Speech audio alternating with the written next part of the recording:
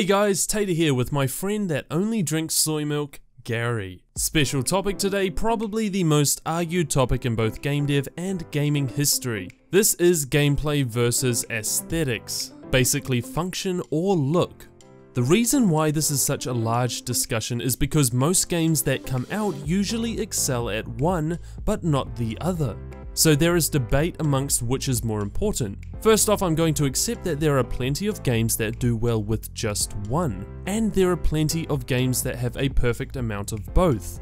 So let's establish what we are looking for in gameplay. Are we looking for heaps of functions or unique gameplay? Or are we just looking for smooth and polished gameplay? Now between those three, I would say that making a lot of functions shouldn't be there unless somebody thinks that the best games are the ones that are overly complicated. This does work, however, in a sandbox sense, but we'll often forget how simple sandbox games can actually be. The modded version of Minecraft known as Tekkit, for example, has thousands of types of blocks, but only about 500 functions, which may seem large, but if you think about the game's entirety, it actually plays a very small part. Unique gameplay is self-explanatory, basically gameplay that differs from everything else that exists. Sometimes this can work incredibly well. A good example of this is in Spy Party, where yes, there is a sniping mechanic, something fairly common in gaming history, but the ability to find the spy comes from simply being observant. A mechanic that isn't actually programmed into the game, but still becomes the main skill, along with of course preventing suspicion. So gameplay doesn't always revolve around what is programmed into it, it can also come from the strategy involved. Next is polished gameplay. This is when glitches are removed and everything becomes linear and playable with minimal problems occurring. It also includes optimizing the game to run smoothly, constant frame rate, and of course minimizing loading times and inconveniences such as skippable dialogue or cinematics. Now for aesthetics, what do we look for in regards to the visual side? Well, either the actual realism the game has, the style being appropriate and consistent, or detail towards design. Let's look at these three. The first being realism. Now I'm going to say that personally not what I look for in a game, but some people appreciate how lifelike these games can become. However, this is specific to genre. A sandbox game, for example, doesn't need to look realistic and possibly wouldn't benefit from being realistic. The gameplay would be destroyed if limited by the realm of realism, so when it comes to theme, the game should take on a completely unreal look, giving a feel towards freedom or imagination. However, in a role-playing scenario, realism can be extremely helpful. It is what encourages immersion if the game is based on real life. In a MOBA sense, it probably wouldn't benefit. If we take a look at the themes of many MOBAs, they range from fantasy to mythology and focus mainly on gameplay. Now, appropriate and consistent style. Overwatch comes to mind as a perfect example. The game has a set theme and sticks to that theme. It works well with the sci-fi styled fantasy that Overwatch is based on. Games that focus on theme consistency are by far my favorite. Let's now look at detail towards design. Obviously, this is something that some people may glance over, but not look deep into. Details being the little design choices for levels or characters, such as small foliage or characters' smaller accessories. If we look at open world games, for example, it is hard to create details in every little place since it is such a big job. Also, in real-time strategy games, the camera is often too far away to bother with minimal assets. But in something like a first-person shooter, players are usually able to get close-ups of everything, therefore they tend to focus on these details as much as the rest. Well, sometimes. So, which is more important? Well, you've probably guessed by now that they are both important, but for different reasons. You see, the gaming industry relies on both. In fact, games themselves are basically just visual, gameplay, and audio. Therefore, to leave a single one out or lack focus on one will actually make the game crumble, unless you are making a blind man simulator or a deaf man simulator. However, it isn't an easy answer. Yes, all are important, but why? Picture a film. If the sound sucks, then the visuals do not redeem this lack of decent audio. If the visuals suck, then the audio will not redeem the poor visuals. Ironically stated, of course, since my channel relies on a slideshow of pictures, so you be the judge of that one. If we take a look into games, the same rule applies but for 3 points instead of 2. So the triangle of gameplay, visuals, and audio must complement each other. This means that they all fit the same theme or style. When creating a game, we often have a vision in our minds of the game when it is finished. Then we try, of course, to replicate this vision. If you have some unique gameplay in mind, then try and fit the other two to your gameplay.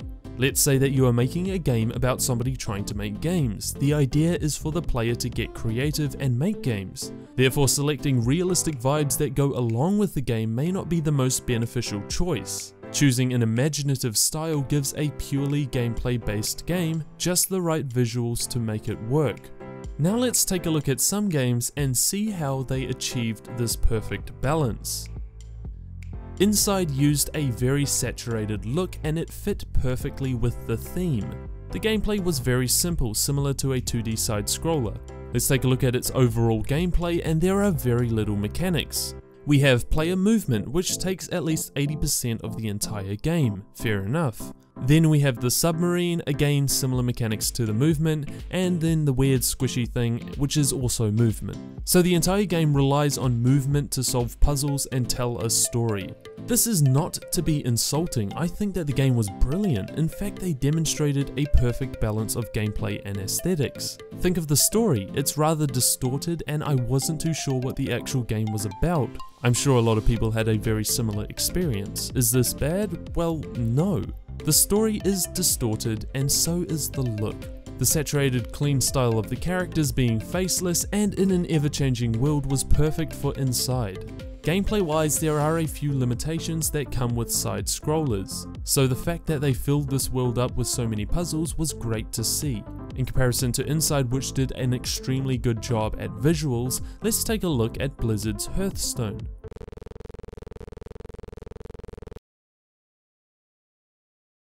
Hearthstone. Hearthstone. Hearthstone. In Hearthstone, we are given what we need. The look is very fantasy-like and cartoon-like, but the gameplay is incredibly in-depth. In this case, the theme is suited to the card's artwork, which has a fantasy theme. Because of this, the levels actually complement the gameplay very well. Although the gameplay can be complex with a lot of variations, the levels and card's simplistic style gives an impression of an easy learning curve. So if we were to question anything in Hearthstone, it would be complexity. Does it take skill to play? Since it is a multiplayer game with a competitive side, then there must be some form of skill involved. Skill comes from either thinking about possible outcomes or experience. The ability to think of outcomes comes from the complexity of a game.